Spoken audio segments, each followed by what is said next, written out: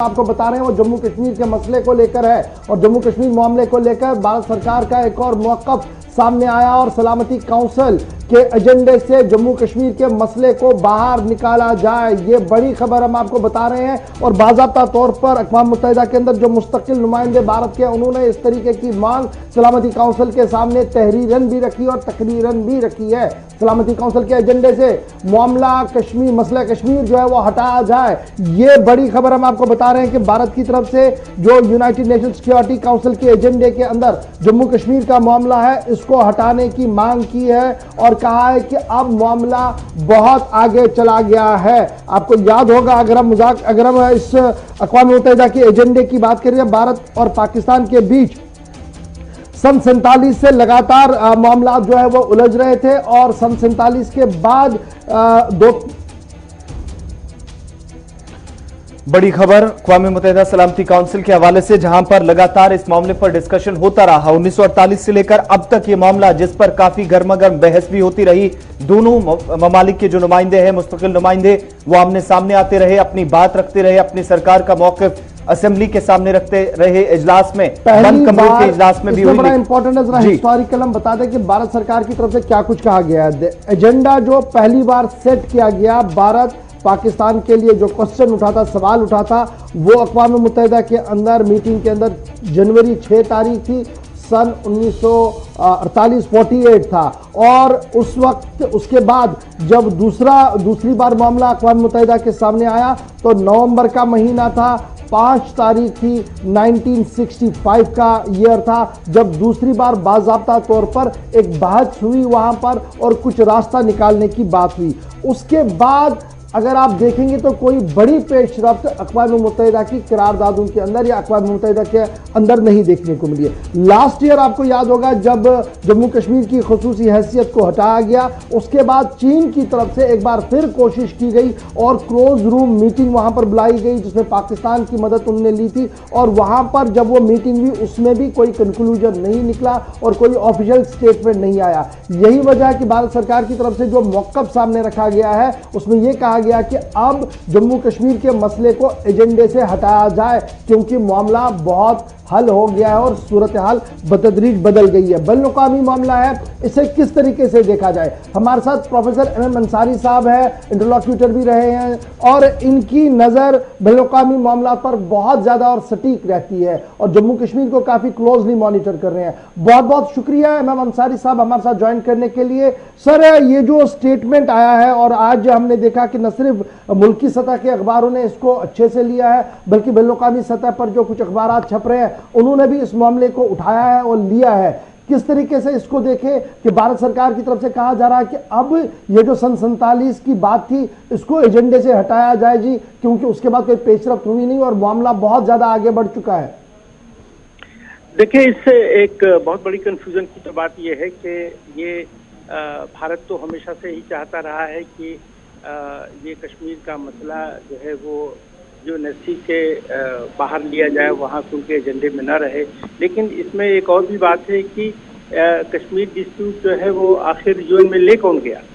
वो हिंदुस्तान ही ले गया, भारत ले गया वहाँ पे, और ये वहाँ पे एग्री भी किया कि वहाँ पे कश्मीर में रेफरेंडम होगी, रायशुमारी होगी और इससे हम तय करेंगे। लेकिन हुआ ये किसी वजह से कि ये सब ना हो सका और बीच बीच में जितने भी तमाम मसाइल आए, उसमें हमने इंटरनेशनल मीडिएशन जो है वो एक्सेप्ट किया। जैसे रन ऑफ कच्छ में ब्रिटेन ने मीडिएट किया और इंडस वैली, इंडस रिवर की वाटर के मामले में वर्ल्ड बैंक ने किया और फिर 65 की वार के बाद जो है वो रशिया ने किया। तो मेरा कहने का मतलब ये है कि ये मसला जो है हम खुद ले गए और अब हम कहते हैं कि हम इसको वापस लेंगे। ये शिमला एग्रीमेंट के तहत भी तय हुआ कि हम बायलैटरली इसको तय करेंगे, लेकिन यूएन चार्टर के तहत करेंगे,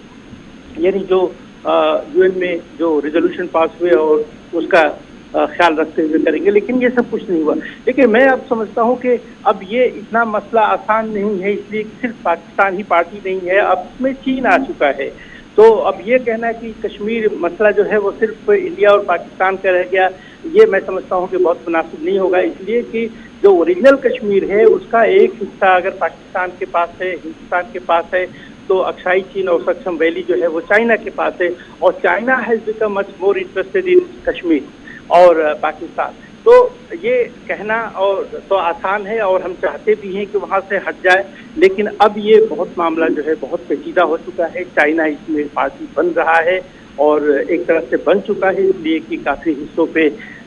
या तो पीओके में इनका इन्वेस्टमेंट है, और आप देख रहे हैं कि एलएसी पे क्या हो रहा है। तो मैं मुख्तसर में यही कहना चाहूँगा कि ये तो हमारे लिए अच्छी बात होगी कि वहाँ से हट जाए, लेकिन अब ये इतना आसान नहीं है जो पहले था। अगर हम शिमला एग्रीमेंट के तहत अगर कश्मीर डिस्प्यूट को रिजॉल्व कर लिए होते पाकिस्तान से, तो शायद चीन बीच में भी नहीं आता, और ये जो हम आज चाहते हैं कि जो यूएनएससी के एजेंडे से ये हट जाए, ये हटना बहुत मुमकिन था। लेकिन आज के अगर संदर्भ में और आज के पश मंजर में अगर आप देखें तो शायद ये बहुत बहुत मुश्किल हो चुका है, और अगर पाकिस्तान चाहे भी कि इसको हटा ले, मैं नहीं समझता कि चाइना है। अंसारी साहब, एक चीज और भी आपसे जानना चाहेंगे, क्योंकि इस मामले पर आप गहरी नजर रखते हैं। मुबस्सरीन ये भी मानते हैं कि इस पूरे मामले को डिप्लोमेटिक चैनल्स के जरिए भी ज्यादा as compared to UNSC meetings के अंदर जो हुआ बंद कमरे में होता रहा, उससे बेहतर ये था कि डिप्लोमेटिक चैनल्स खोलकर वहां ज्यादा डिस्कशन इस पे होनी चाहिए थी। क्या वाकई में ये भी एक ऑप्शन है? देखिए, ऑप्शन तो मैं समझता हूँ कि बहुत लिमिटेड ऑप्शंस रह गए हैं, इसलिए कि हम बार बार पाकिस्तान की बात करते हैं, लेकिन अब चाइना जो है एक पार्टी बन चुका है। और फिर इसके साथ अगर आप देखें कि विद इन कश्मीर में अब क्या हो रहा है, तो अब तक हम सिर्फ हुर्रियत और वो मेन स्ट्रीम पार्टीज की बात कर रहे थे, लेकिन अब वहाँ पे तमाम जो मेन स्ट्रीम पार्टीज हैं, now they have come together, और उन्होंने बुक्कार डिक्लेरेशन के तहत जो है वो कुछ अपने रेजोल्यूशंस पास किए हैं। तो मेरा कहने का मतलब ये कि अगर किसी भी तरह से